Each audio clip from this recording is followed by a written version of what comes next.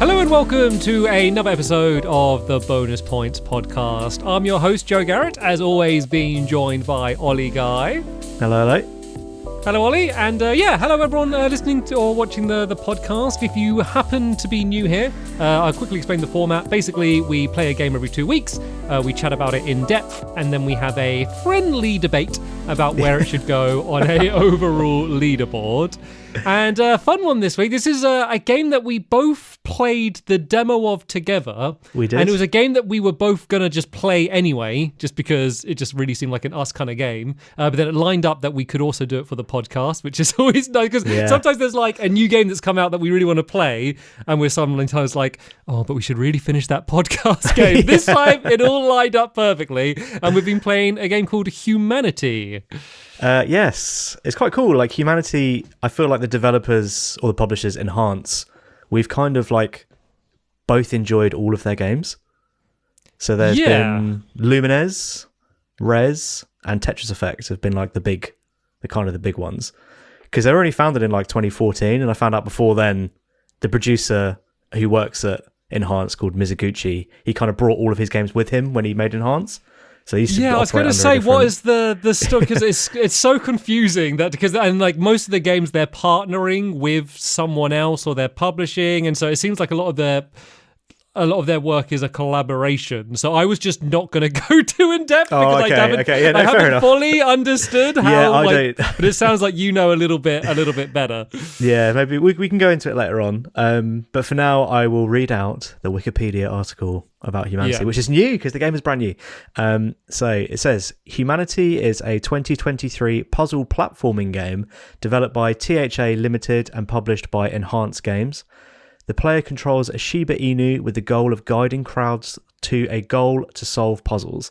The game was released for PlayStation 4 and 5, Microsoft Windows in May 2023, with optional virtual reality support on each platform. Okay, so that's a pretty good description, but I feel like it almost doesn't give it justice. Do you want to kind of describe, especially for those that are only listening, like when it says guide some people, like what that kind of really entails and what this game looks like? Well, to my friends I've been telling about it, I've been telling to them it's kind of like Lemmings through the filter of an art gallery. Like if you imagine an art gallery space, like the white space that you're in with the paintings, but Lemmings is taking place inside of that, it would probably look exactly like Humanity. So essentially what you're doing is you have these huge crowds of people. I'm talking like easily in the thousands, like 5,000, 10,000 maybe. And you're this little dog and you drop arrows down to guide the crowds of people. And eventually you're trying to lead them to a goal. That's the simple version. But obviously they flip that. They have different things like water pools that people can swim through. There's fans that like blow them left and right or up. And then you kind of, you just lead them to this goal. And on the way, you can pick up something called a Goldie, which is like a special person. And if you get them, you get extra unlocks. That's kind of the opening 3 worlds, I would say. Because it does kind of keep twisting, and it almost shifts genres a few times throughout the game, where mostly it is you kind of placing down your arrows beforehand, and then they follow it, and then eventually you can, as the dog, just ask the people to follow you. And then they'll just go wherever you walk, and then it almost kind of becomes much more of like an action puzzler a little bit later on throughout the game. Yeah, or even a real-time strategy game at some point. Yeah. When you start arming your crowds of people, suddenly you feel like a war general and you're sending them into battle. And that is one of the other things is, the others. There are other humans called others, and they're kind of like the dark ones. And then if they kind of go onto your Goldie, then they can kind of steal them and guide them away. And then they can also be armed with what are essentially either lightsabers or as guns, the PlayStation Move controllers. Yeah, it looks like them. It definitely looks like them. I wonder if it's intentional, because a lot of the sound effects of the menus are like PlayStation sounds. And I heard that as well. Yeah, it kind of threw me off the first time. I always thought, I was like, oh, did I press like the guide button or the menu button, whatever, by accident? But it's definitely... Like, obviously, this is a PlayStation console exclusive, but it really feels like they really wanted to kind of lean into the PlayStation vibe. It really feels like a PlayStation game for some reason. Yeah, I think they were saying that they're inspired quite a lot by like the early PS1, like weird kind of PS1 games that were coming out of Japan. Yeah. So this is a Japanese game, but it has two lead producers, and one of them is American and one of them is Japanese. And the American one is called Mark McDonald, and he was talking in an interview about like games like Kurushi, or I think it's called Intelligent Cube in America. Games like that me and you actually played when you came to mine.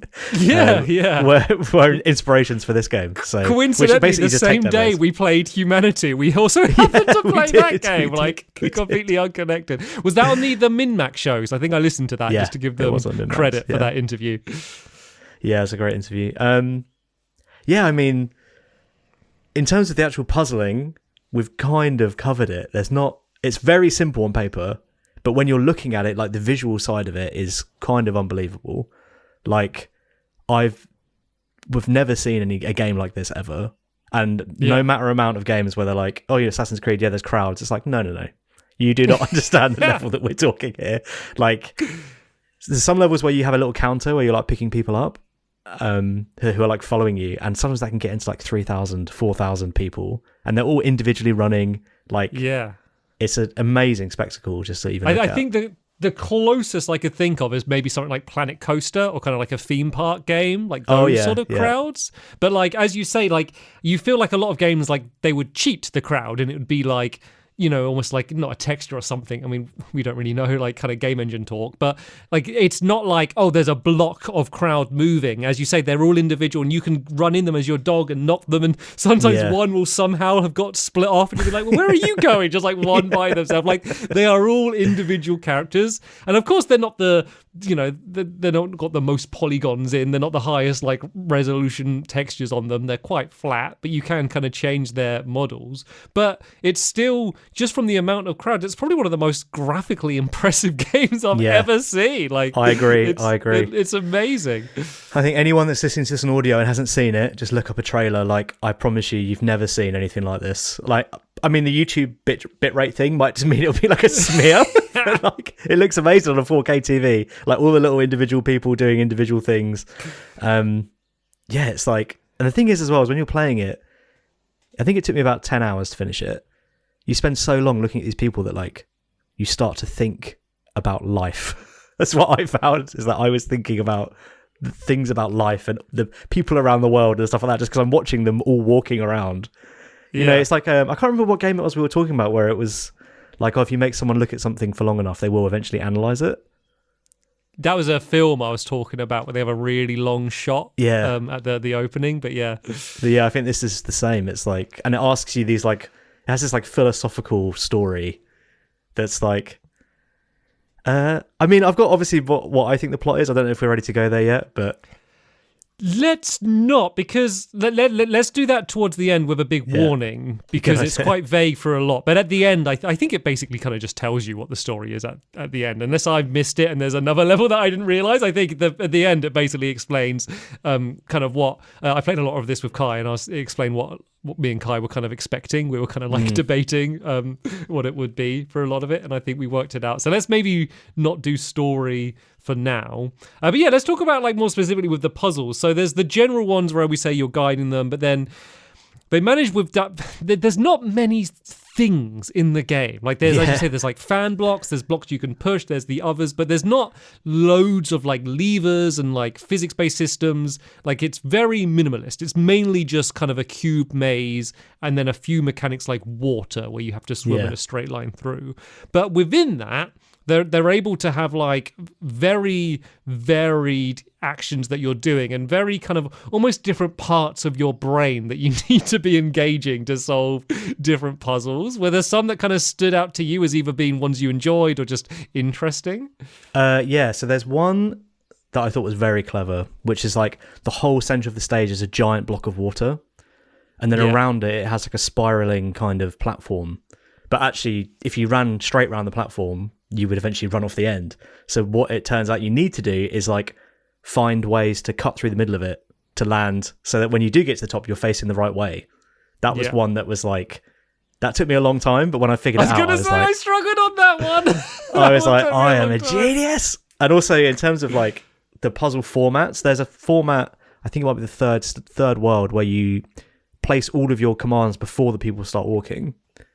And I really enjoyed those ones. I think they were really good. but to the point where like I would get to the next world and forget that they're not like that anymore. And I would be like placing all arrows and then sitting there like, and then I was like, okay, I can move them. Like watching the people like walk off. I have an exact note that said favorite levels are ones you set up and can't change. So we're in agreement there. But I did feel like they were kind of lacking, especially towards the end. And I can imagine they're harder to develop because with one where you can keep adjusting where they do, like you could say like push this block and then I'll quickly turn around and push it the other way. Whereas if it's all locked in, like sometimes that's more difficult to do. So maybe they're just kind of harder levels to make because, you know, it's less variables and like it's less flexible when you're actually in the level. And also the end few levels are very action heavy, like surprisingly action heavy. Like you're almost playing a shoot 'em up more than, especially like, I'm not gonna spoil it, but it's like I was thinking the final world was going to be like an amalgamation of all the worlds. So you do one of each thing, and then in the end you kind of just do the shooting mostly. Yeah.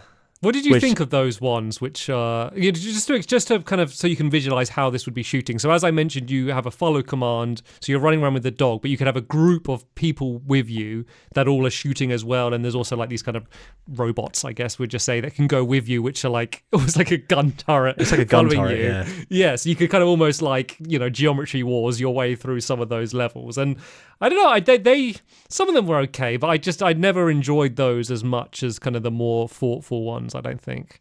I feel like they were much better when they were shorter. When it was like just a quick level with like one goldie in it that you could collect, and it was over in like 2 minutes, but it was a bit like, you know, it's a bit of relief. But then some of them were, you'd be playing them for so long and then your robot would get destroyed by like the final enemy, and then it's like, oh, I have to do the whole thing again. Like from the beginning because when it's like surviving waves of enemies, because it's like oh, I can't, like the fact that I know what to do now, it doesn't help. It's still going to take ages because I got to wait for waves of enemies. But like, don't get me wrong, it is cool, and I just feel like they're much stronger when they're shorter, and even when they're long levels, they're not bad. I don't think this game really has any bad levels. I liked and one of the nice things that happens is because even though there are fail states, like you could lose too many people or a block falls off the edge, and it will generally come up saying like, hey, you ain't going to complete this one. Like, what are you doing? And if you retry the level, you can say clear your commands if you think, oh, I was doing it wrong, I want to do it again. Or you can say to keep them, which means that even though you're starting again, you're often not really, because all of your commands are still in the level. So you can kind of then, you can hold R2 to speed up time to kind of very quickly get back to where you were and just change where you went wrong. So there isn't much punishment for failure in the levels. And there's no punishment mostly for dropping the humans, which I found very surprising. But so until the final few levels where you have a finite amount of people, you can just let them, like you'll be like, oh, I'm trying to do something else. Let me just redirect them off a cliff and not think about them for a minute while I'm doing this. And they're just tumbling off and it's fine. Like there's no punishment. The only time it felt a bit weird was I unlocked because you can unlock different skins for your crowd, and I unlocked like a big head mode. I don't know if you got that one. And they looked like children. They were like pouring off this cliff, and I was like, "Oh God!" Like I need to go change them back to like regular. You could do them to like teddy bears and dogs and stuff as well. One of the weirdest ones is you can have them as pronouns. Did you see that? I did see that one. Yeah, I did see that. But then when you're speaking about a crowd, it kind of makes sense, right? Like humanity, a crowd, like. Oh yeah. But when I say so, it's literally just like a big like he just like bouncing along. Like it's so. But the thing is, it almost doesn't really matter what they are because, as you say, you're generally kind of looking at them a bit more zoomed out. And even if they are dogs or you can have one where they just look like literally just blobs or whatever, it still looks like a crowd of humans because of the way that they move and just the crowd flowing. It almost doesn't really matter whether they are humans or not. They still feel like a group of humans going about. Yeah, it's not far off redirecting water and being like, I'm controlling the flow of water because there's so many people. Like literally, they will like splash on surfaces because there's so many of them. Yeah, and you can zoom right in as well, and it does really nice like shallow depth of field, and really gives like, and they're like chattering.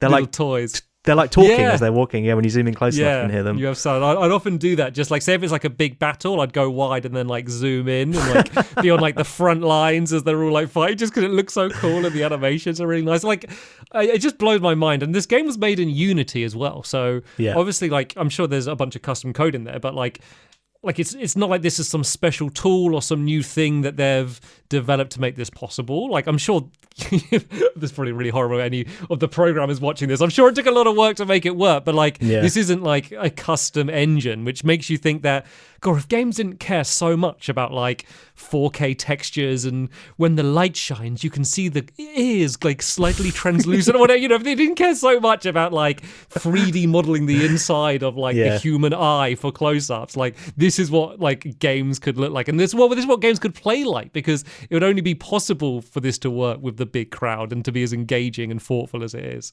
Yeah, it actually started as a Unity. Someone made it for a Unity festival.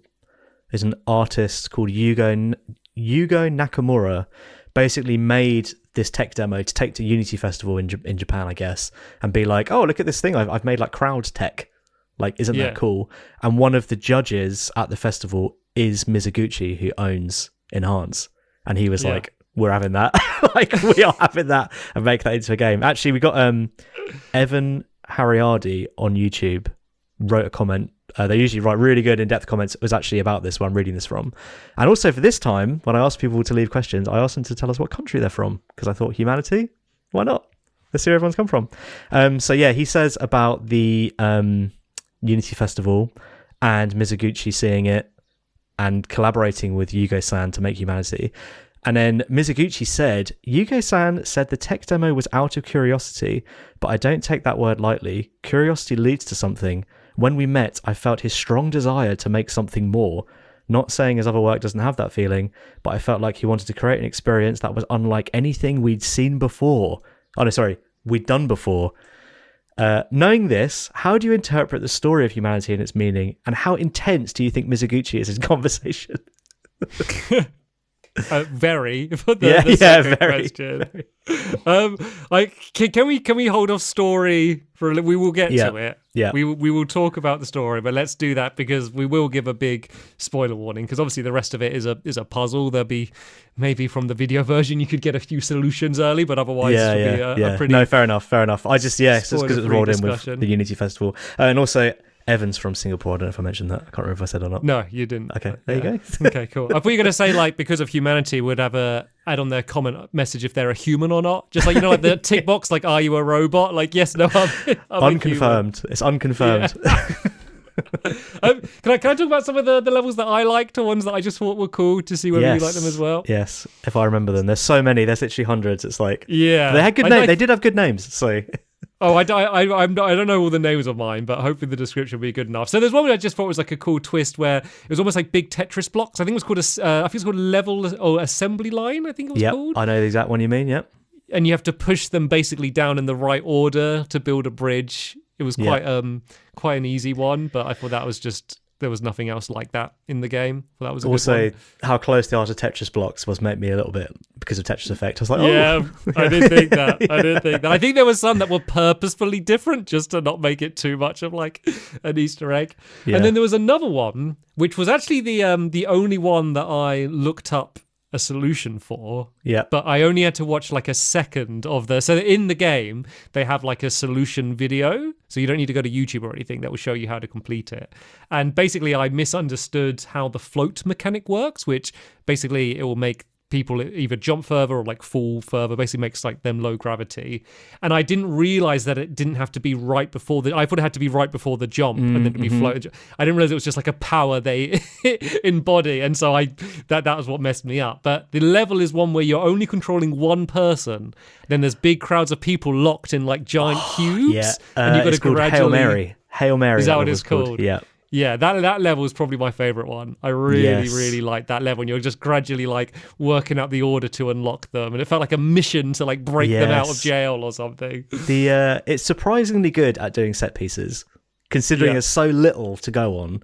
There's also a really good level where there's like, so the others are like the evil people that are in the levels. You can't control them, and they steal your goldies, and they're generally horrible. But there's one level that has a tower with like 5 humans on it, and then it's surrounded by marching others, and you have to like push a fan in front of them, and then they're kind of, I think you can then guide them off. But like levels like that, like very visually like powerful, where I was really like, I've got to save these. These are my guys. Like, these are my people. I have to save them. Like, I can't possibly leave them. Same when you'd have a finite amount and then you'd lose one. I'd be like, oh, I've got to start again. Like, I can't not save them all. Did you, speaking of trying to save them all, so the humans, as you mentioned, are mostly like indispensable. Well, not indispensable. You can get rid of them. It doesn't matter. They just keep coming back. But then the goldies, if they're gone forever. And most levels, you don't need to collect them to complete the level, but that's kind of how you unlock cosmetics. And there is like a minimum that you need to kind of get to the next sequence, but it's a very low amount. So it's a really nice way of doing like optional difficulty. Whereas if you're banging your head against the wall and you just want to carry on, you probably can. Completing the level's normally not too difficult, but the goldies can be harder. Did you go for gold? So do you know how many goldies there are total? Because I know how many I got. No. Oh, okay, so I got 123. I didn't get all of them. By the last sequence, I was like, I'm just going to get the minimum amount because I'm running out of time to finish the game. So I was like, rushing through to like try and get them. I was literally like going to the end and being like, I need 3 more, and then going back and picking levels that had like where I could see there was gaps. But up to like world 4 or 5, I think I was getting all of them. But then it was like, I'm running out of time. But that's one of the things I really liked about it, is that your critical path for everyone can be different, because the level select kind of like forks, and so you can kind of go whichever way you want through it, as long as you get enough goldies to unlock the final level. Do whatever you like, really. And then also start to think like, why am I punishing myself by trying to get every single goldie when I don't actually? I'd rather see the next level. Like, it's more fun for me to see what they come up with. Yeah. Are you gonna say you got all of them? I did get it all. That's what you were waiting for, wasn't it? No, well, I mean. Yeah, basically, I did one. I just wanted to brag, but I mean, it just got to a point where I was getting them all at the beginning, and then once you've got a certain point, like, you got to commit. And I didn't get them all first go. I had to go back. Like, there was some where I was like, I just can't work it out. I was like, it wasn't even like I can't work it out. I was like, well, it's impossible. I was like, they've obviously messed it up. They've obviously didn't test this level good enough. Like, there's not a way that I could get that. And then you do the classic thing of you leave it for a day or two and you come back and it's like, oh yeah, I could jump. It's something really, really obvious. So I struggled, but I did manage to get all of the goldies. Nicely in the end. done. So you got every single cosmetic? I think so. I assume so. Done. Yeah. Nice. I'm 100% planning on going back, because at the final world I left some levels incomplete. You haven't done whole levels. I tried them all, exciting. but some of them I was like, I don't know how to do this. I only need 2 goldies, and I remember I saw one earlier and I just left it, so I go back and get that instead. Yeah. But there's one level, maybe you can explain to me how you get it, that I was like, I think I know how to get it. It's basically like a big open square, and you bring this robot in with you, and you kind of just shoot these enemies that are running out. And there's a gold. You have to have 150 to get 1 goldie, and there's another goldie that's like standing up on his own. Do you remember that? And they're like, it's basically this big wall, and the doors are opening, and enemies and robots are coming out. I think I remember I can't remember. I think I know. Is that the one where it is waves of enemies kind of coming down? Is the goldie just on like the left? Yeah, like, he's like as far you start. up. Like, yeah, it's like if you run quick. up and get him, and then get him back. So you just got so to be quick. you don't go for the goldie first. You kill like. So what you want to do is this is really in the weeds here. Luckily, video version you'll see it. I will try and make sure I'm specific with the footage for this one. Is you want to kill the wave like as the line is close to the side. So then you can quickly run and then run back, rather than like the first waves, which I think are like in the middle. Then you got to run quite far, then run quite far back. Oh, so you got to make like flank. You got to kind of move down the side. Yeah, you want to be as close as you can, killing them, and then you just run and grab it. You just got to be quick. But yeah, I thought there was like a hidden way round somewhere, because some of the levels, the goldies are like when you spin the camera around the level, there's just like a route behind, and you're like, what? I'm so glad I spun the camera around. But yeah, some of those. I actually made a we'll talk a little bit more about user generated levels in a bit, but I made a level which is called like Where's Goldie, and it's meant to be like Where's Wally or Where's Waldo in America, and it's like there's not really any challenge to complete the level. It's just like how many fun ways could I think to hide a Goldie like in a level. So like a bit of a gimmick level, but that was slightly inspired by, I think it was on that assembly line one, the Tetris block one. They had a Goldie kind of hidden in some trees. They did. I got that one. I did get that one. That's kind of cheeky. So I was like, I will do a whole level based on on that idea of hiding a Goldie as a tree. But I put loads of others, like the other people, like everywhere, just crowds moving around. Right, So it's like a Where's Wally level where it's just like a big crowd of stuff going on, and some like going up like air thingies, like fans and stuff. Just so it looks like a really busy level, and you're gonna try and work out where he is.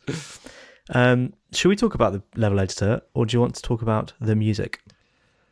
Let's do music first, because I feel like that's a core thing. Because I'm assuming you didn't do the level editor. I'm guessing. No, I didn't. And do you know what? Like, typically, I don't make levels in games. Like when they offer you a chance to make levels, I just don't. I'm just like, I'm fine with the ones you gave me, and I don't really make. I don't have Mario Maker. When I had it, I never made any levels. So yeah. I was waiting. I was like, because I didn't want to make any levels until I finished it, because I knew the level editor would have all the mechanics. And I didn't want to like spoil, you know what I'm like with spoilers. I didn't want to spoil the puzzles for me by seeing a list of all of the abilities I would get. So like, I was almost desperate to finish the main game so I could get to the level editor, because I was looking forward to it so much.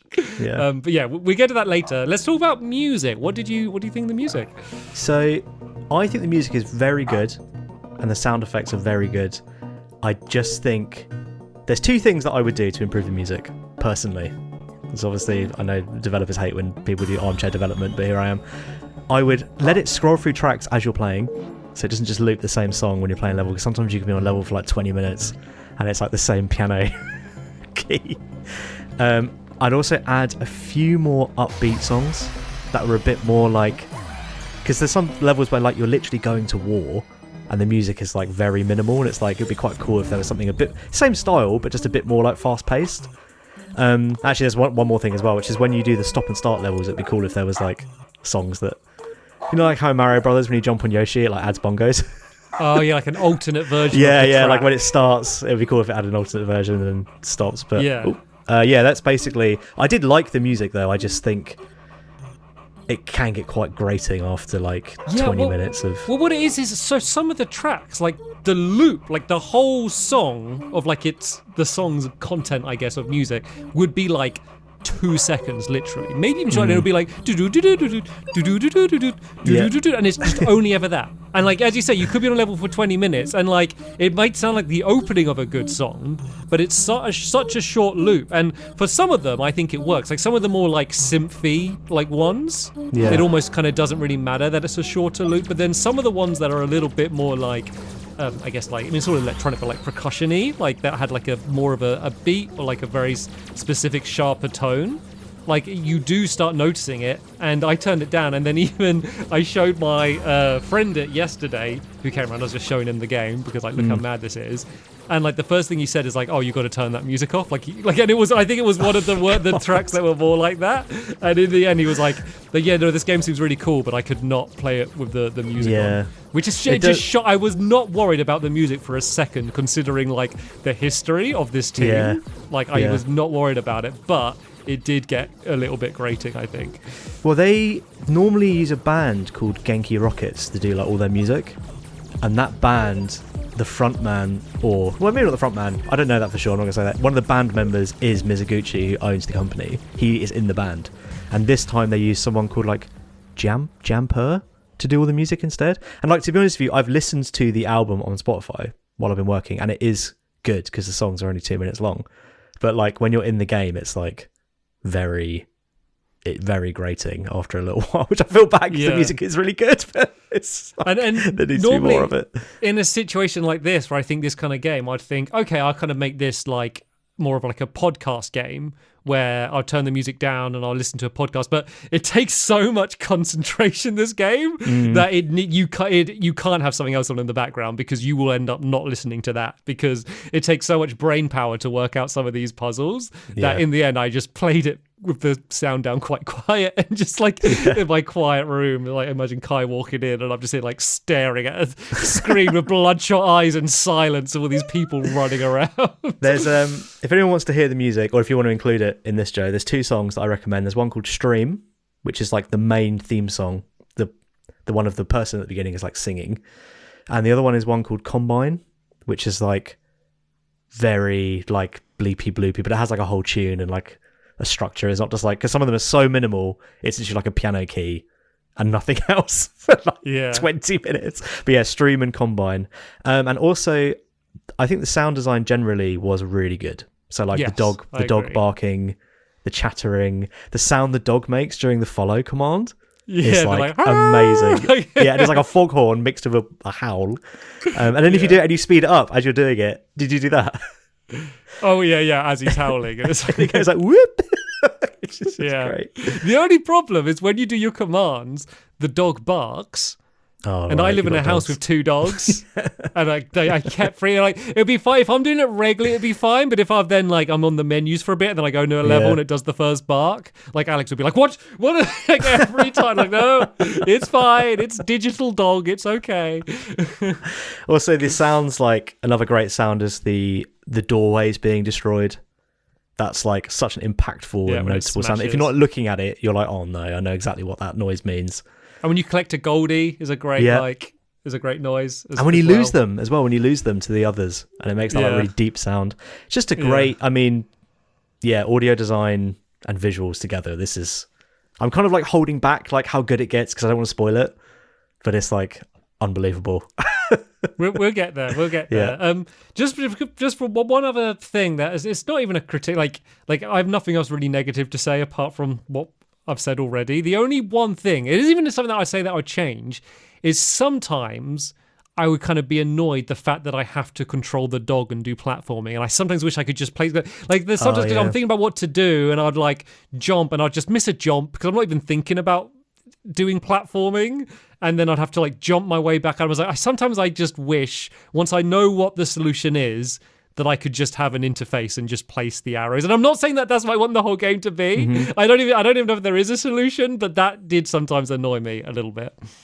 Yeah, especially some of the levels have, so the dog can jump basically the height of 3 blocks, but not higher then. So there's 3-block wall and there's something on top of it. You can't get up there until you send a person up there. Then you can kind of jump, you can like dive into a person and then they run up, then you jump out. But that's just like an extra little thing that's like, I need to be over there doing something else. And I'm waiting for this guy to climb the wall so that I can think get on that's top. okay, because that's almost like a puzzle mechanic, is you need to send them up in order to... Yeah. I don't mind that. But like the level that you mentioned that you like with the water and those platforms, that was one that kind of comes to mind where I mean, it's probably just me not platforming very well, but I'd be annoyed where I'm like the challenge isn't the platforming because the platforming's easy. It's kind of sometimes annoying when that's what messes up rather than like you thinking wrong. But yeah, as I said, I'm glad that you control a dog and it isn't just menu though. I do like that and it does play into the story. I've also got a very tiny nitpick that's a bit like that, which is Okay. I don't think the dog should be able to collide with the people, because so many Really? times it would be like, you need 20 humans to get this Goldie, and like I would knock one off. Like when I run into the crowd, and I'd be like, oh, I wish I could just run through them, because otherwise. And sometimes they would start, it would be with the levels where they need to follow you, and the people would start right at the edge. And it would be, if it's a bigger crowd, they'd be right on the very edge, and you need to tell them to follow you. And you could just knock one off right at the beginning. I'm like, well, put a barrier there, or so, don't put them on the edge, because it's like, I do that multiple times. Yeah. No, I'd like the option to just be able to, maybe if I have to hold a button down or something, that I can just move through them without. Yeah, because it is sometimes like, because there was a level, and I think I kind of technically cheated it, where you start off with a crowd and you've got to work out what to do.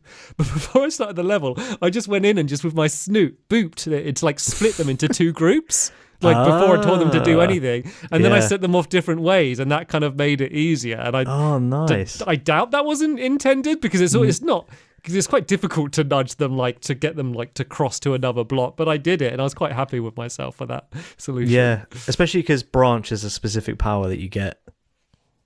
That was yeah, to tell them to separate officially, I guess. Yeah, but I mean, these are like super nitpicky, tiniest nitpicks you could ever imagine, really. Yeah, as I said, it was a thing that slightly annoyed me, but I wouldn't want them to change it. Was one of my biggest criticisms, which I guess gives you an idea. So obviously, we played the demo of this game together, and we both really had a great time playing that demo. And I think, apart from kind of some of like the really exceptional levels and like maybe like the final boss, I don't know if for the main game I ever reached the same height as doing that. And I think it was just us doing it together. is like Right. it's almost like a great co-op game. Like I had so much fun, and it was cool when those levels came back. I was like, oh, I remember this level, and our aha moment. Like I remember there was a bit where we realized we could place the directions on top of a block before we pushed the block down, and when we worked that out, we were like, amazing. And I think that, like, I loved the game, but I don't think. I don't think I had that moment, and I don't think it's anything to do with the game. I think it was just the environment that we were playing in, where it was this new thing and we were blown away by it. So I don't know if it quite lived up to my expectation, but that's only because of, after that I was mostly kind of playing, doing the puzzles on my own. Kai was sometimes in the room, but wasn't really kind of like, we weren't really working them out together. Yeah, I mean, I would mostly get the fun from like, when you've passed it and you're like, oh my god, I'm an absolute genius, I can't believe I figured that out. Because I did the whole thing. Bryony wasn't interested. She was like, this game looks really boring, I don't understand what's going on, and she would just keep telling me to turn it down. So I did pretty much all of it on my own. But I liked the range of things you go through, like feeling like you're an absolute genius, feeling like you're a war general, feeling like you're the second coming of Jesus. Like, it was amazing.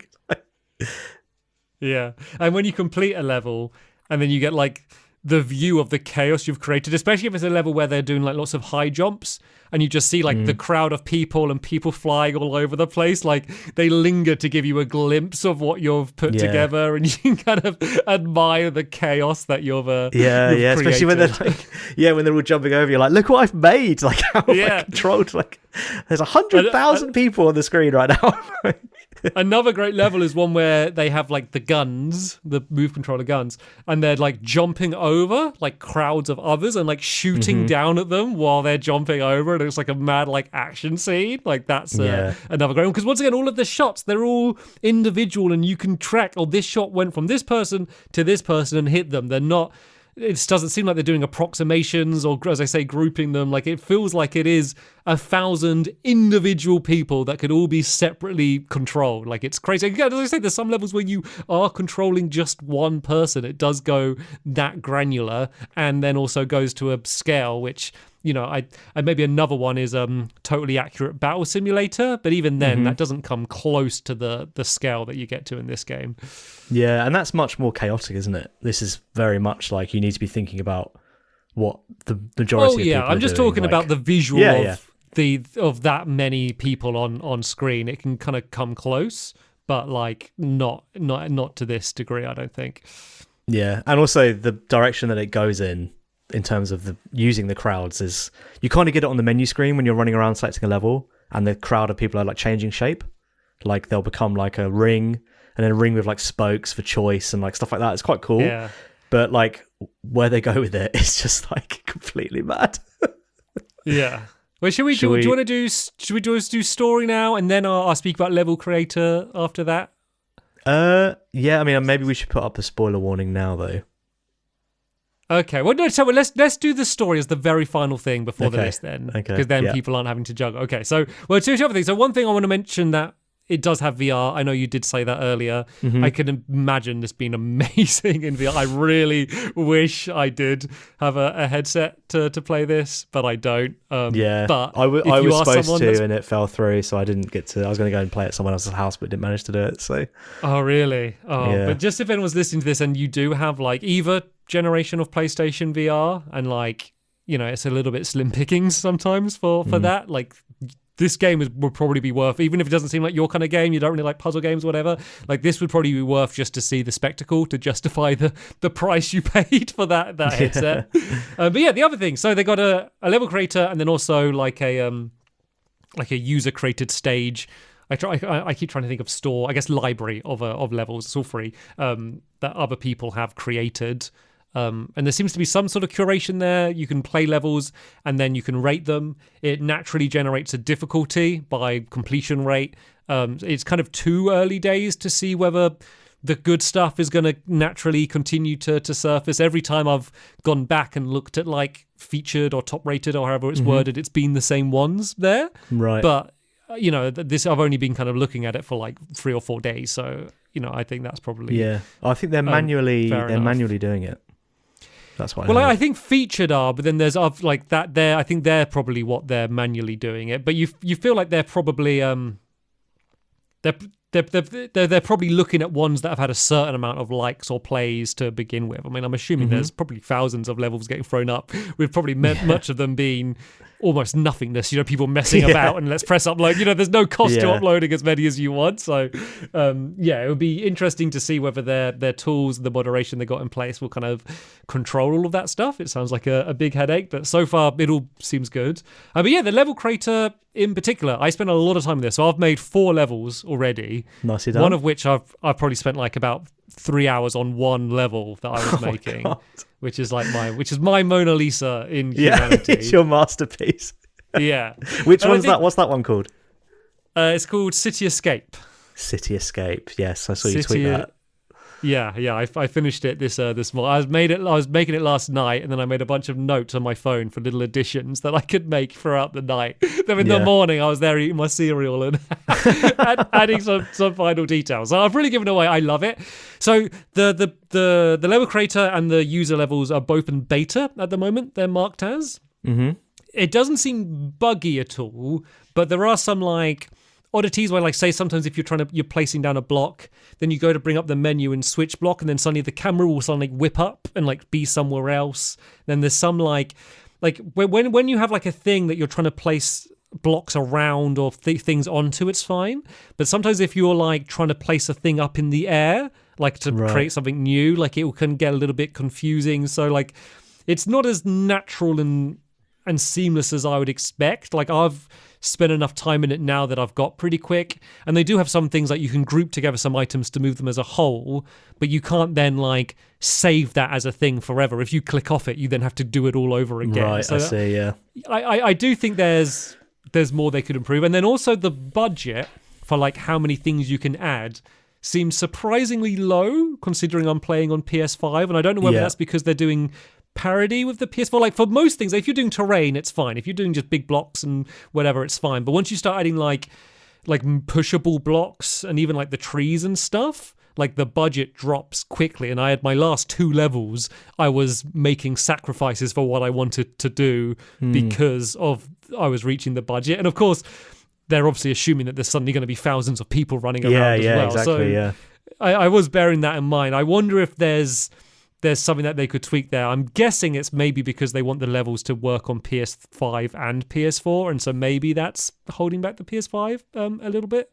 Yeah, I was thinking. So what's the closest analog to? Is it a Tony Hawk's Pro Skater kind of building, or is it more like Mario Maker? Do you have preset? I literally can't. I've not even seen it. I don't even know what it looks like. Yeah, I mean, maybe Tony Hawk's is probably a better one. So, I mean, you bring up a menu, and then you have the thing is, as I say, it was really when I got to the user make the level creator that I realized how limited the tools are. Because I feel like you have pretty much every tool that the developers had. I mean, there's a few things that you probably don't have, but for the most part, I feel like I could make most levels that I played in the game. And it's really just do you want a 1x1 square, a 2x2 square, or a 3x3 square? Okay, and then there's a few other things like glass. You can add grass down and stuff. And then there's the movable blocks, and then there's buttons and stuff that you can program up. So on one of my levels, I kind of made some lifts and stuff, or you press the button and a double door would open and things like that. But it really, and even for decoration, you would choose, this is the texture I want for the level, and basically everything will be that texture. And that's how it is in the game. It's do I want concrete or asphalt? And so it is very basic in that way. But that's what I love. I love restrictions. If you look through all my past channels on YouTube, when I did the Minecraft stuff, I'd always use the console versions. And people would be oh, you should go to PC because you can do mods and you can basically do everything and you can do it. And I'm no, I don't want that. that's too, I love the restrictions because it forces you to be creative within those limitations. And it might almost sound like a backhanded compliment to the game, but it's not. I love the fact that they boiled it down to what's essential. The only place where I feel like they went mad and splurged is they made 3 different types of trees, which is lunacy compared to the fact that there's everything else is so stripped back. But I love it's Dreams came out, which is the other big game on PlayStation where you can make levels, and I thought I would love it, but it was just too much for me. It was it just felt like Unity or Unreal or something. It was too many options. It was too much for me, for my level and what I want. Whereas I much prefer something like this or Mario Maker. So I could imagine me spending a lot of time making levels on this game and probably poking you every few weeks to be like, play my level. What do you think? Do you like my level? You know what's crazy is that the Bonus Points Discord, I feel like this is the first game since that's been around that everyone has kind of jumped on. Like, a lot of people are playing this, which is like really surprised me, considering I was like, oh, it's a game that me and you will like, and no one else will even like understand what it is. But people have like really rallied behind it, like are really enjoying it. The thing is as well, what you were just saying about it being limited, is I feel like if this game's graphics were bad, it would still be a really good game. But also the art is amazing. So it's like, it's just weird because it's like, it's not like photorealistic or anything. It's obviously quite abstract, but it does look and sound and play like just really, really well. But it's so limited that there was one level where it was snowing and I was like, oh my god, like it's snowing. Like I couldn't believe it. Like it makes you, as you say, it makes you focused on every tiny thing. Yeah. Because and also just for clarity of the puzzles, like there's no like fluff or anything, if something's there, it's there for the puzzle's sake. And I think if they had a bunch of art and if there was like a city level or a rainforest level and it was all detailed, I think it would be harder because you got to spend longer working it out. And even as the game as it is, sometimes I'd load up a level and I'd be like, oh god, I'd almost be like a bit intimidated because it looks like there's a lot. The way I compare it is when we start trying to learn a new board game and I open the menu and I'm like, oh god, what is this? Like, I've got to get these coins. What are these coins to get these tokens? I don't know what the tokens are, and it's always overwhelming. But then as soon as you start playing, it's fine. And that's what it is with the level. Once you've spent like 30 seconds in the level, you're like, oh no, I get it. I see what the thing is and what I need to work out. But I think if they had any more complexity or extra mechanics than they did per each level, I think it could very easily get overwhelming. But they really walked that line of not too simple that it's dull, but not too overcomplicated that it's overwhelming. For me, I think it hit the difficulty curve perfectly, where I was often challenged but never defeated. Yeah. Also, I just thought of a really good analog for people that might be just still on audio. If you remember Super Monkey Ball, that's kind of what it looks like. Like, you kind of go like, oh, you're in the rainforest stage. It's like, well, the background's a picture of a rainforest, but you're not really. Or like a desert. I think the squares are orange and the background's a desert, but it's just the same. The way the camera spins as well, it's like really similar. That's a great comparison. Exactly that. Actually, speaking of Super Monkey Balls, I think there was one stage that used, or one or two stages that used like boulders. Mm-hmm. They were really cool. I was surprised, actually. I only just remembered that it only came up like twice and they didn't run them into the ground. They were great. They're in the level creator. All I use them for is on one of my levels is for decoration, but I haven't really...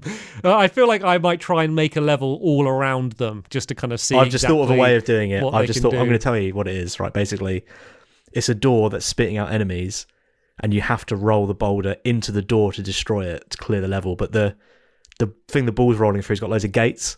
And you control like one little guy turning the gates on and off to move the ball down to destroy that so you can get to the exit. Yeah. Have that for free, mate. Well, I'm not going to make it. You go ahead. So you're not... Well, I know you're going to make some levels. Because I guess this might be a good time to mention it now. We're going to do a video where we are going to make levels for each other and play each other's levels. And then also, you mentioned a lot of people in the community have been playing it. We want to play your level. So if you've made a level or you want to make a level... where would be the best place for people to send their IDs and kind of who they are? Do you reckon? Probably comment it on this video. Yeah, that's a good idea, actually. Yeah, probably comment it on here and we'll go through and find some. Yeah, so comment on the YouTube version if you're listening to the audio. Comment your name, a little brief description, and an ID. Only send one ID. We're only going to do one level per person. So pick your best one. If you send more than one, we're gonna pick a random. Yeah, pick your city escape as well. Yeah. Did you play any user-made levels then? Have you done any? Yeah, I did. I kind of looked in. So it's quite scary when you load it up because, as I say, it works out the difficulty by completion rate. But obviously, because people know it's not like part of the story, they don't need to complete it. I reckon there's probably a bunch of people that will load up a level and kind of just back out, or like, I don't really see. So they all like say like they have the rating. I never saw any easy. They're all like normal or like hard, and it was almost a little bit intimidating. So I did have a look at a few. Like there's one that was like Tomb Raider, and there's like a Tomb Raider one, and so like I wanted to see the fun like crazy stuff and like people that create like amazing mod. I wanted to see that stuff rather than like, oh, this is just a cool level that a user made, because I just finished the whole story, so I just played a bunch of just good well-designed levels. I just wanted to see some mad stuff. So I might kind of wait until more of that stuff's out there and then have a proper look through. I've seen that someone's made the level 5 boss from Rez, the Running Man. Oh yeah, someone's made that because they tweeted it.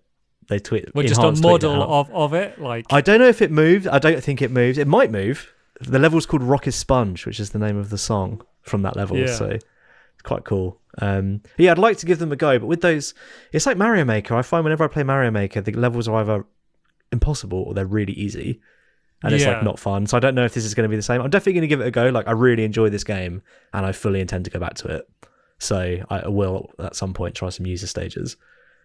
Yeah, and I think that's been my experience. Is they definitely lean hard. Like, I think just when making a game, like any game, people often, inexperienced people don't realize how hard it will be for someone that didn't have the idea and hasn't created it. And so I think naturally we lean hard, because I know what to do. All you got to do is go and push that block there. It's like, yeah, but they might not even seen that block, or they're not even looking at the block because they're looking at this stuff here, which kind of looks more prominent or whatever. And obviously with the professional design levels, that's not a problem. But, user generated levels, I'm sure there's loads of incredible ones out there. But it's, do you want to go through ones that might not be as great to find them? Maybe it'll be a great game where there'll be a big Reddit community or some forums or a Discord where, people can really share like, oh no, this is one you want to look at. This one's amazing. That's I kind of need to get in that community to find those ones. Yeah, for sure. I wonder if they'll ever release any DLC as well that's like, oh, you can now have swinging platforms, or I don't know. Maybe they'll do like Christmas DLC, so the trees will change to Christmas trees, and you can add things into your Christmas-related things into your levels. I don't know. That would be an easy one. You could imagine them saying like, here's another sequence of levels, and with new mechanics, and then now we're also adding them to the user-made levels. I'm sure. I mean, I guess it will probably depend on how well this game has done. I hope it's done well. Obviously, it's kind of a little bit of a tough time for it to launch, just because, Tears of the Kingdom just came out at the same time. And I know they're very different games, but I mean, Tears of the Kingdom's so big, it almost crosses over with every other game because so many people are playing it. But it does seem, from what I could tell, that there is a community that's formed around it. And hopefully it is doing good enough that they would, feel justified in continuing to support it and add features. Yeah, especially with it being part of the PlayStation Plus Premium, whatever it is. Like, if you have the second tier of PS Plus, you get this game for free. So it's quite an easy win for a lot of people. Could probably download it. Also, I feel like it's the perfect Tears of the Kingdom. Like, oh, I've played Tears of the Kingdom for 3 hours. I need to stop for a bit. And then you jump onto this, and it's like nice and relaxing, for most of the part, until the final 2 worlds. Well, let's get to them. Let's get to those kind of final few worlds. So this is your story warning now. Skip ahead a few minutes if you don't want to kind of hear what the story was and kind of like the ending. It's not the most spoiler game because, like the gameplay would still be great anyway, but it is a bit of a spectacle towards the end and it is interesting. So I will say, if you haven't played it and you feel like you will, or you are playing it and haven't reached the ending, like I would say it's probably, I wouldn't have wanted to have known about it, before playing it. So I would recommend skipping ahead. I'll put a timestamp in the description so you can jump forward to the end. Okay, brilliant. But so like one of the things that I unlocked, I got the suits for my guys as I got the skyscraper levels unlocked, and I was literally like, this is the Matrix. Like, I've made the Matrix. Like, my guys like float jumping between like the things. I was like, this is absolutely brilliant. And the like the whole laser gun thing, like the gun turret thing, is like so cool. And like the boss fights that you do that are just in a vast emptiness, and it's like, am I even playing the same game anymore? Like running around shooting these things, like it's just, the artistic side of it is like absolutely insane. Explain those boss fights, like the boss fights for like the core ones at the end. There's like the final boss, and then there's one. I think it was the yellow core. I think it was before it. Do you want to explain like what is a boss in this game? Yeah, because so some people first might of not be able all, to imagine it. The first couple of bosses are like there's basically these orbs on the stage, and you just have to like push a block into the orb to destroy it, or if your guys are armed with like sticks or guns, you can get them to destroy the orb. But then they start to change to this like you're in this like infinite nothingness with just a ground, and then there's this orb again flying above you, but it will have like thousands of people swirling around it, and then like they'll either just keep swirling around and like it looks absolutely amazing, or they will like turn into something like a giant head or a giant person or like a hand, like a master hands type thing, and like as you're shooting it and the and you're exposing the core, the people that are falling off are then joining your crowd, so your crowd of like armed people is hitting like 3,000, 4,000, and it's like snaking. And a lot of the enemies, like even in the later levels, do this thing where they like kind of track where they're going to shoot, and it will like fire missiles. And like when you think about that compared to the beginning, it is insane that it's like the same game. They were like, you're now playing basically a shooter, and it's like the way it's controlled, and like as well as like the visuals, and like I'm not saying that your description isn't doing it justice, but I just don't feel like any words could. Like the fact that it's we insane. Talk about this big hand smashing down, but like the hand is completely formed of all just the floating people that you can see kind of like flailing their arms or like swimming in the air and stuff. And then you shoot one off and you can see the individual ones like falling, and you can zoom right out or like right in.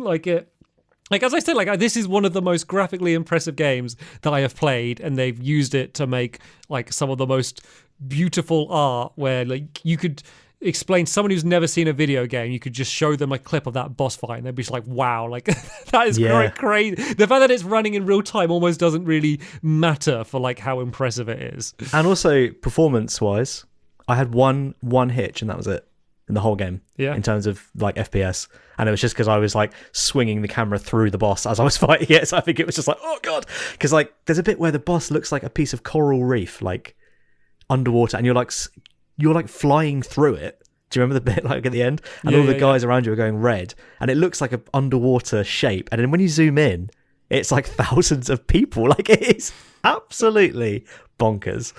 I don't think you could do it justice. Like just look it up, look at it. If you're not going to play it, look it up, because it is crazy. There's one where it's like a giant guy and he's like stamping on the ground, and the other thing is they do like when they show these red markers on the ground of like where they're going to attack, they do like these beautiful patterns, and like the way that the attacks come out, even they look like amazing. A spiral coming out, and you're like because the thing is, because you're controlling your people, but it's not like you're controlling like a single character, you're controlling like, you know, it could be like 100 people like following you. And so you got like almost like a tail of people. Yeah. And so you, like the dog, might be fine, but you're like, oh no, my tail's going to get hit. So you kind of want to like whip back round on yourself to like whip your tail to like get them within the lines. To spiral. And like sometimes you'd spiral at the end of a level. So it'd be like you need to get 100 people somewhere. Yeah. Like you almost, if you run to the switch, they're not all on it. So you got to like spin in a little circle. So they're all like group up, guys. Come on, get in. Because like you're like a tour guide. Like gather around, everyone. Yeah. Like we got to press this button. And also, like, playing as the little dog was so cool. I was really, like, rooting for that little guy. Like, especially towards the end when it's all, like, kicking off. I was like, come on, a little dog. Like, you can do it. Like, literally, like, barking, running along. Like, it's just, I don't know. The game is an absolute joy. Like, those last 2 days, I played it this morning and yesterday quite a lot, were, like, just amazing. The story as well mostly deals in, like, philosophical things where it kind of says that you're teaching these humans like the ways of living or something. Yeah, because it kind of feels like when it starts, it kind of feels like you're leading them to the afterlife, like the way it's phrased, and then it's like, oh no, actually you're kind of teaching them like choice and fate and free will and like things like that, which I just think like it really, I don't know, it really landed with me. I was really thinking about it and these little people, and I was like, I've got to do the right thing by these people because, like, for some reason I've been chosen to. I just found it really affecting. I also think it manages to not come across as too pretentious. Like, I know it's talking about like some of these like bigger subjects, but it's quite like light and casual in terms of like the dialogue and the way like sometimes they're literally saying like haha or whatever in the dialogue, and there's no spoken dialogue, it's all text on screen, which I think kind of allows you to kind of project whatever kind of voice you want onto it, but it isn't just like, it isn't impenetrable. Like the actual dialogue is often quite light and almost humorous in a lot of places. Yeah, definitely. Yeah, I really liked the story. I felt like was the right amount. It wasn't like overbearing, but it was just enough to make you think about it a little bit more than just like, oh, I've got to lead the guy to the door. Like, yeah. And they kind of give it to you and then they put you in the level, and like, for me anyway, I was still thinking about it as I was doing it. Yeah. Things like, you know, the fate ones where I was like, oh yeah, I guess these people are just fated to walk along this path that I'm giving them. Yeah. Like, are they, and I was like, are they learning anything from this? Or is it just completely, like, I don't know, it just made me, and it would be like, go on, sorry. I was going to say, it'll be like, oh, and now like the others are getting like angry. You can tell in this level, and that's why they're doing this. So like it kind of would tie in the puzzles with the story when it made sense as well. I mean, I don't know I understood the story. I don't know if there is an overall meaning to it or if it's just like, here's a vehicle to get you to play the game. So this was my understanding of the story, was basically that like the AI, I guess, had destroyed humanity because it decided it didn't need it, and then it realized that it did need it, and it's trying to, like, the AI is trying to recreate humanity. Is that that's kind of a general overview? Does that that's it. right? Yeah, that's it. Okay. And then you think you're teaching the humans all of these things, but actually they're teaching them to you, and then you implant your brain or what you've been thinking about into all of the humans to kind of create this perfect human. So it's almost, it's not about them, it was about you. Yeah, it was just really poignant. Like I really thought it was very, very, very good. I was not expecting it at all. Yeah. But by the end of it, I said to Bronny, like, that was surprisingly touching. Like, considering I'd been lasering people for like an hour beforehand, like literally gunning down thousands of people. And then one other thing before we bring back everyone who's in the spoiler timeout. At the credit sequence for you, did everyone turn to gold? No. Is that what happens when you get all the goldies? Yeah, that's that I wasn't sure. That's what happened to me, and I just wanted to know. So everyone turned to, there was like a big crowd of people, because I saw you, we mentioned this before, every time we complete a podcast game we always send a picture of the credits and give ourselves a little GG, and I noticed in yours that they weren't all gold, and I was like, oh, was that before they turned? But like on my one, they're all like, for that whole kind of end cutscene, everyone's a goldie basically. So what I thought might happen when you collect all the goldies, because there's a bit where in the final cutscene when your person is formed and he stands up first, I assumed that if I had all the goldies he would stand up and be gold and all the rest of them would follow him, but obviously I'm not right about that. No, I think it kind of did like a wave out and turn them gold, and then for the rest they were all gold. But yeah, should we call it there for story, and I think let everyone come back in? We might even be ready to go to the list. Hang on a minute. Have we got any more questions? Oh, this is a really good one. Yeah, let's spoilers off, up, whatever. That it's open. Come back. Please. Got a really good question on the Discord from Muppet, friend of the show, friend of a show that we do called Extra Credit. They said, if there was a Humanity 2, what additional powers would you like the dog to have? And I've got an answer already if you want me to go first, and you can think. Yeah, you go first. It might give me some time to think. I would love about 10 seconds of rewind. When you just play something wrong and you're like, oh, for God's sake, I've got to redo the whole level. And then if you go back and you have to keep commands, and it would like, the one that you did wrong would still be there. It's like, I would love if he had a little rewind, just to zip back 10 seconds or so. That's probably... Yeah, I think that would be it. I couldn't think of anything else. Yeah, I wonder if there'd be something like something you could do with almost like vehicles, like a cart. Like you put them into like a car, and then that can move around or something. What if you could move the door? That would be cool. Yeah, like I think 'cause at the moment it's always you're controlling the humans, and I don't know whether I mean, I guess you can stand on buttons, so I don't know how that would work. Or maybe like turn them into stone or something to protect them. Like, I wonder if they could do some stuff with elements, like have fire and ice and stuff. I feel like there's got to be grounds in that direction. Yeah, you get them to like carry ice blocks or torches or Yeah, or just ice in general, like them being able to slide. Oh, yeah, on the imagine floor, them yeah. all, like the animation. That could be good. Yeah, and then that could work with water as well, freeze the water and stuff. I'll tell you what else would be great if they made a second one, which, like, I don't feel like Enhance really makes sequels. I think they made a Lumines 2, but they don't normally make sequels. But I would like to see co-op. 2 dogs running around.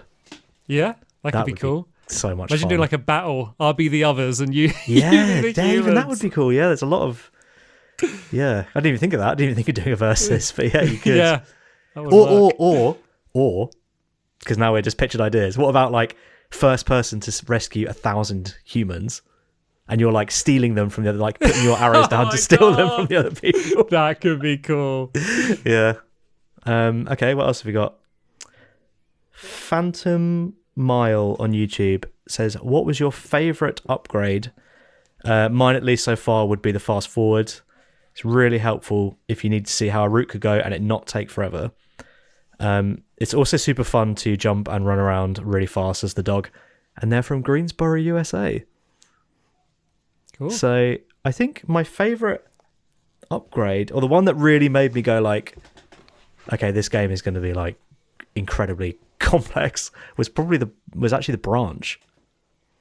Yeah. Branch was the one that I was like, oh my god, I'm like seeing the Matrix. That was like, I could actually like, this is gonna get, because what I kept doing whenever I got branch is I would like make like forks of like 3 of them, so I'd end up with like a huge wall of people. Because I kind of found if you split them and then do an up arrow, then split them, and just keep doing that, you can make like a massive wall of people. But yeah, I didn't actually find a use for it, which I was like, this has got to be a solution at some point. So I kept doing it every time, but like. You thought you'd have to really get them spread out. Yeah. Like... I was doing up to like 6 rows of people, but obviously they're thin. The more times they spread out, they thin down, don't they? So. Yeah, there was one level where there was almost like a big bridge with like tall slidable blocks in. It was one of the ones that we had the branch, and that's where I think the only level where I branched off several times. I might not have needed to have done that, but that was kind of the quickest way I found to solve that one. I can't believe you nudged your guys. That must have taken ages. No, because like for what I needed to do it, I think I just had to press a button. I was like, I only nudged like 2 or 3 off. Because they're on the edge of the block and then send them off. Like I was like I was proud of myself with that. Like I didn't know whether it was intended or not. I'm now the fact that you didn't. I know that it obviously wasn't. But like I either thought I was either happy for the way I cheated the game or for working out the solution. But to be fair, it was because it wasn't that was my first choice. I was stuck on I didn't know what to do. So I guess there's one level I never worked out the actual solution because I did that method. Have you got a favourite upgrade? I guess it could be skin even. Yeah, well, I guess that for skin, like you unlock one where they're all the dog, and so that was like, and all walking on hind legs wearing t-shirts. So like that was game over. Game over. Every other one, and it changes it for when you're in the menu, and as you say, you see them in a big shape. It changes them there, and so I did the one where where they're all kind of just like floating, like almost infinitely, like it's kind of spread out, like just all over the place. I did that, but they were all like dogs. And it was so... And I'm like jumping into them. And once again, it's not just a visual thing. They're there. You can nudge into them when they're in the air and they all kind of move and stuff. That was amazing. But then in terms of ability, I think that I liked it when you'll do like a long jump with like float. So they'll do like a huge, so there's ones where you do like a huge jump and then there's like climbable walls and they'll go a really big distance and they'll start clambering up. That was always satisfying for me. There was that really good level as well, wasn't there? Where like, I think it was called Winner Takes All. And it's like, you're both going and then you kind of, but then it's like, I found out it's quicker if you make them jump. So I'd make them like jump halfway up the wall instead of just skip like climbing. The climb. Yeah, it was almost like if you imagine like Ninja Warrior, like 2 tracks assault courses, and it's you against the others. You're just trying to find little ways to beat them to reach the goldies before them. Yeah. Right. I think that's us. That's list time. Okay. Yeah. Let's see where it's going to end up on our list. Yeah. The only times I've noticed performance stuff is with the level creator, like if you're switching. One other thing I didn't mention is I wish there was like a quick test mode, because sometimes you'll be like, I want them to jump here. Is that the right jump distance? I wish there was a way I could like quickly in the editor just say play time, but you have to press play and it will do like the load up the level thing and stuff. And it's quick, but it's, like I wish there was a way you could just say, I just want to quickly test that this is working.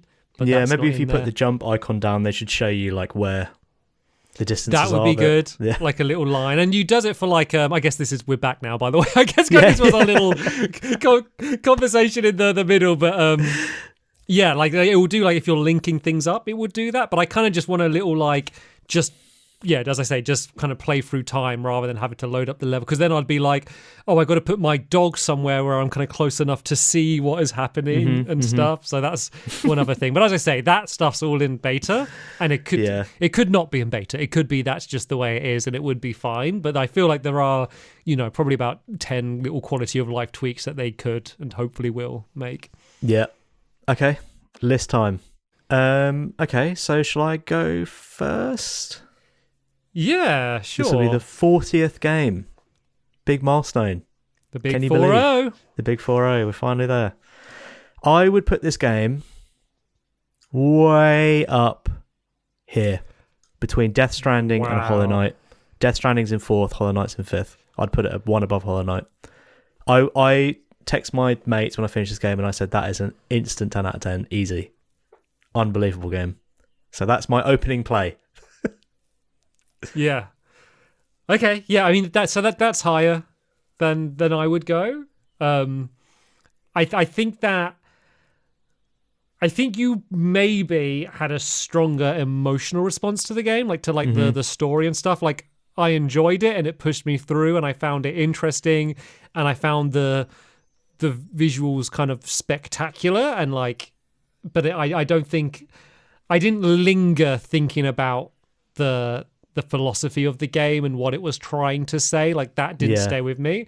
And I think that's just the way I am. Like I'm very much like logically and like looking at like the solutions of the puzzles. Like I'm a bit more of a robot than you are. So it's not a critique of the game. Like I think the game has everything in it that, can start those conversations and start your brain thinking about it. But I probably didn't reach quite the same level. I think that's probably why you would have it a little bit higher than me. Yeah. I certainly felt like I was thinking about people in a new way. Like, and it's funny because I listened to that interview of Min-Max, and the executive producer, Mark McDonald, does say like, oh, we just put a little bit of story in just for something.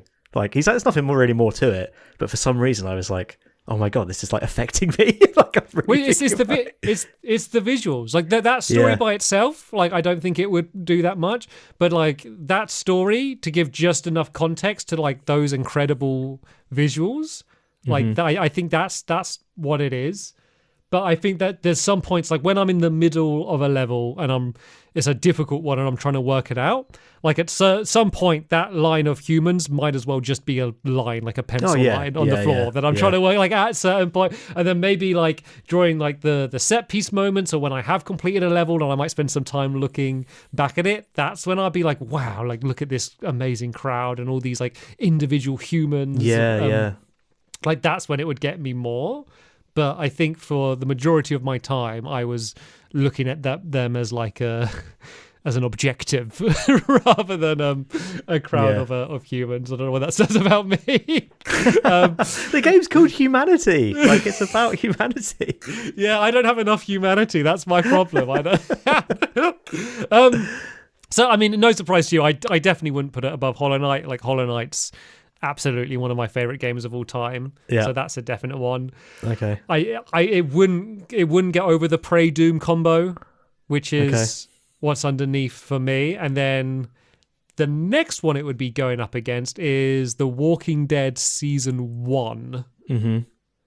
And then under that is Half-Life Alyx, and then Undertale. For me, it would definitely be Undertale and Half-Life Alyx.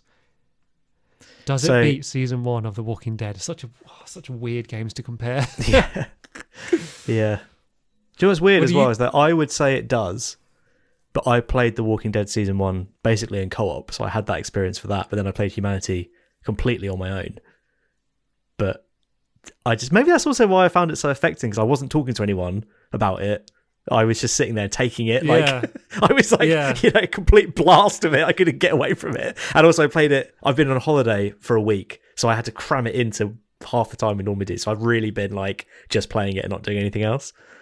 So yeah, I wonder if that had an impact, because I would often be with Kai, but they might be on their laptop working or on their phone, and then like I'd be like, look at this, and like, oh, it's the story bit, like, and then some of the puzzles we worked out together, and they were great for testing my levels before uploading them.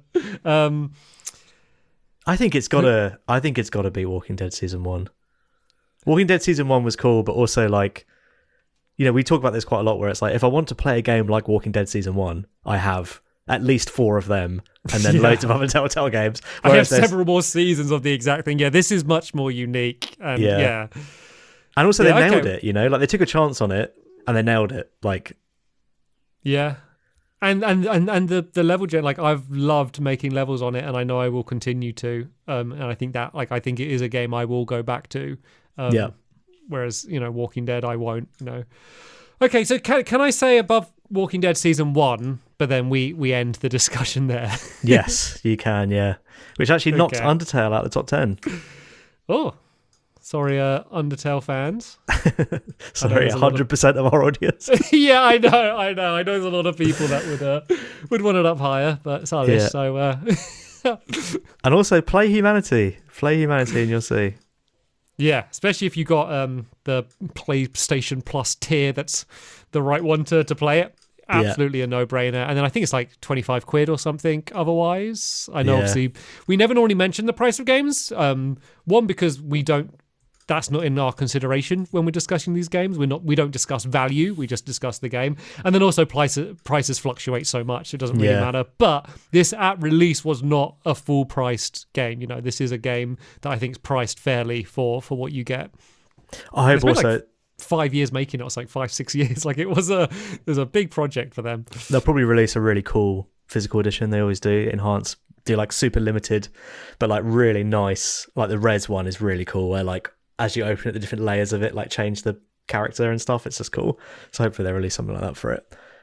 Also, I'm only going to edit this list down to 21 because I can't bother to sit here and do the whole thing. But for now, you have the top 20. It's correct. So seeing as it's quite exciting to get a new top 10, is this going to be an excuse just to read through the whole top 10 again? Yeah. Let's start from number 10. We have Half-Life Alyx. Number 9 is Walking Dead Season 1. 8 is Humanity. 7 is Doom 1993. 6 is Prey. 5 is Hollow Knight. 4 is Death Stranding. 3 is Last of Us. 2 is Last of Us Part 2. And 1 is Disco Elysium. Still up there, standing strong. 3rd episode, I think that was. And he's been up there.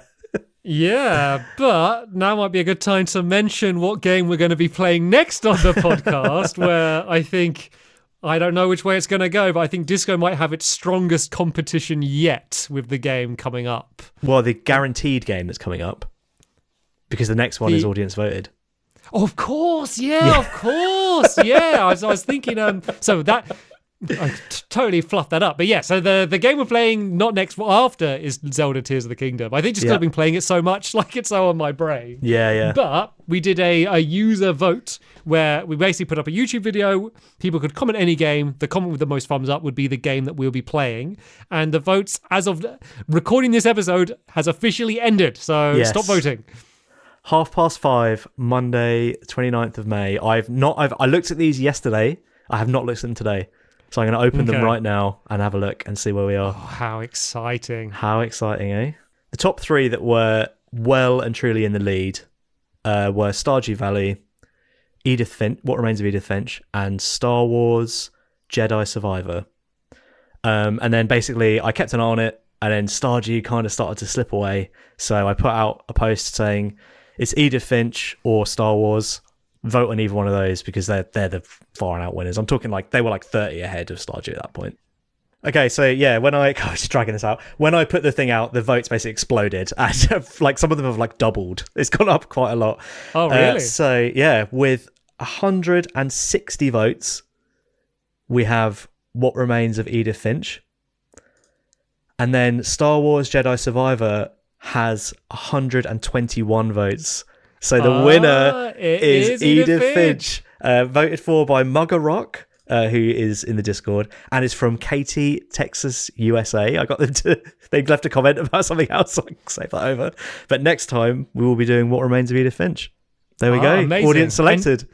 So you've played it before as well? I have, yeah. I played it, I think, when it came out.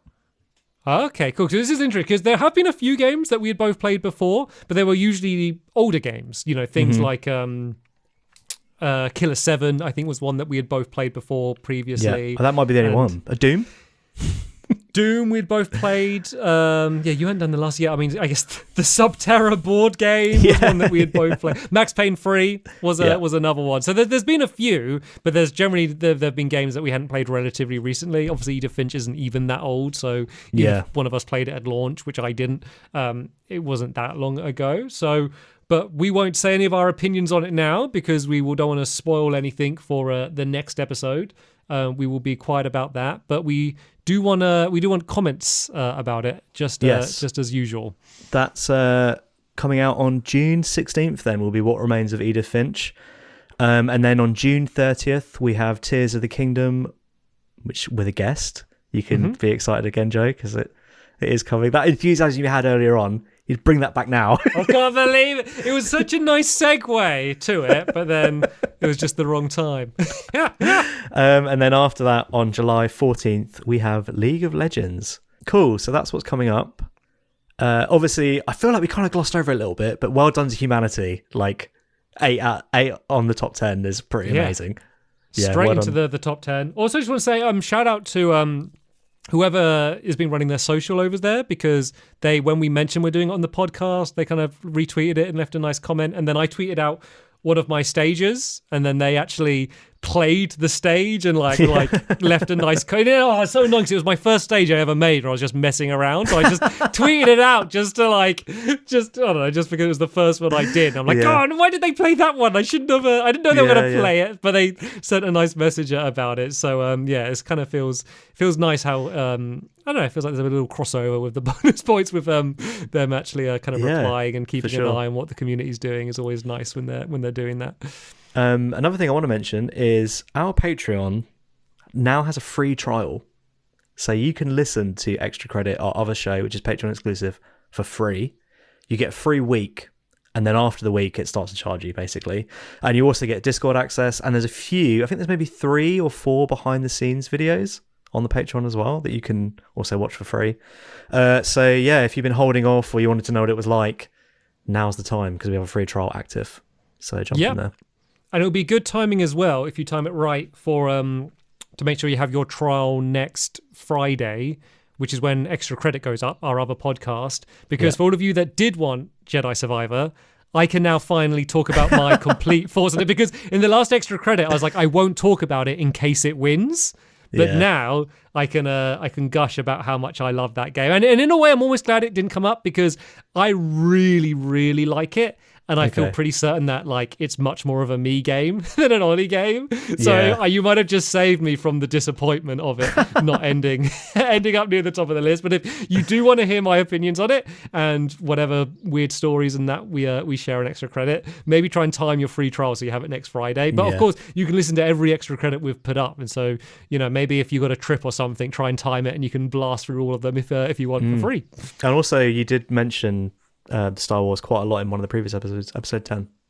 You talked quite a lot about Star Wars. Also, I just want to say, every single person that voted, I've read every single comment, and I've seen the games that come up more often and not, and I will be trying to use them to think about games we should do going forward, because some of them were a bit left field, and I was like, oh, maybe we should actually do that. It would be pretty cool. So, yeah, it wasn't wasted if it didn't get picked. But were you surprised Edith Finch won? Yes. Very surprised. Just because I didn't know people liked it that much. I will not say anything, but I didn't realise it was that beloved. It feels like it was on like Undertale level of belovedness. Yeah, like I thought a game like Undertale would win. I thought it might be an indie game that was released within the next 5 years, because that's what a lot of our recommendations get, just from the age of our audience and the types of games that they're playing. And I was surprised that Jedi Survivor, this recent release, I know obviously it's Star Wars, and Star Wars is, has a fandom that crosses over with everything. Yeah. But I was still surprised. I was surprised that those were the 2 final runnings. I thought it would be something like Stardew Valley, which was the other option, or Subnautica, or Outer Wilds. Like I was expecting it to be something along those lines. Outer Wilds, Outer Wilds. That's the one, not Outer Worlds. So I was getting them mixed up. Outer Wilds came up a lot. That was one that a lot of people requested. I'm not going to mention the ones that people requested the most because I don't want people to get their hopes up if we don't do them. So, but Outer Wilds was definitely one that came up quite a lot. We'll say we read almost every comment that's put on the channel anyway. So if you are just suggesting games, there's a good chance we'll see them and it will be absorbed into our subconscious, and we'll be more likely to pick them in the future. And maybe we'll do another big vote, maybe of a different format in the future. But apart from that, is there anything else you need to say before we get out of here? No, I don't think so. Just thanks for watching. Hope you enjoyed it. And I hope that someone from Enhance is watching. Hello, if you are. We've loved your games forever. Me and Joe have always connected over your games. So God, Lumines was, that definitely my most played PSP game. I think more so me than you. Like I was obsessed with that game, and then when they re-released it on Switch as well, and I just and we had a little high school thing going, didn't we? We had a little high school but it didn't last, did no, it? you smashed me. I was rubbish at it. I put a lot of hours into that game in particular, but we won't talk about Tetris Effect because that would be the opposite. The opposite side. That's a good point. And then we both equally love Res. So there's a great collection of games with in some way similar to Humanity, in some way couldn't be more different. It's like it's always fun to see what's going to come out of that studio. For sure. But congratulations once again to Humanity, ending up at number 8 in our top 10. But that will be the end of this podcast. Join us doing Edith Finch in 2 weeks' time. Okay, so if you want to play Edith Finch and play along with us, it's not very long. It's been out for a while, so I'm sure it's not very expensive. It's available on all of the platforms you would probably expect for it to be available on. Hopefully you can join us there and leave some fun comments and questions for us to do in that episode. But apart from that, we want to thank you all very much for watching or listening, and we'll see you in the next one. Bye. Cheers, everyone. Bye.